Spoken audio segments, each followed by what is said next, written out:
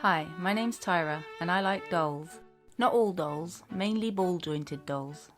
In case you've never heard of a ball-jointed doll, put simply, it's a doll usually made from resin that has ballish shapes for its joints. One of the reasons why I like them is because for me they are posable, customizable ornaments that I use to decorate my home. And the best part is all the accessories that could be bought or made for them. These are some that I have made in the past.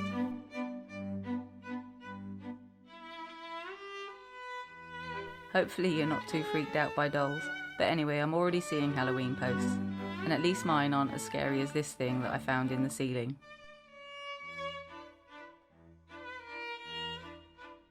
Anyway, thanks for watching. Happy Halloween!